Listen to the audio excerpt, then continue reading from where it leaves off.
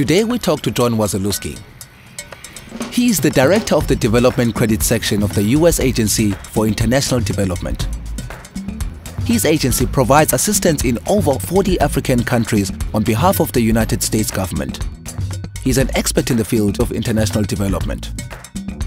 Africa Report had the chance to talk to him about the challenges and opportunities for small and medium enterprises on the African continent. One of the biggest problems in Africa and many developing countries today is employment. And there's a general belief, worldwide belief, that the small and medium enterprises are the ones that generate the employment opportunities.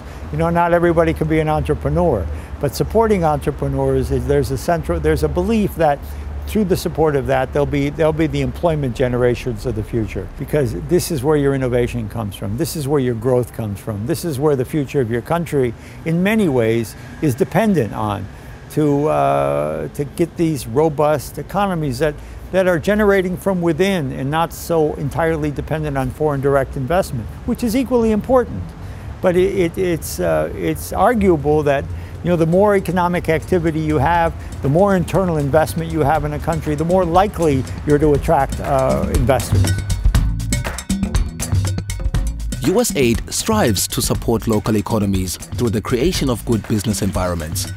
This includes stimulating micro-enterprises, as well as building up solid financial structures. US aid hopes to contribute to the foundation of stronger economies in Africa. Could these be on similar level to the US and Europe one day? You're asking me to predict something that's unpredictable. You know, it's highly dependent on a number of factors. One, a government that's willing to support the growth of entrepreneurism. Two, a financial sector that would support their growth through financing. Three, the development of more sophisticated markets. In Africa, there's so much attention in Africa these days because of commodity pricing and the importance of food and food security. And it's arguable that Africa is not operating at an optimal level for production of food for its own consumption, let alone, but they have the capacity, they have the capability. The will is the important thing. Mr. Wasilewski is optimistic about business development in Africa.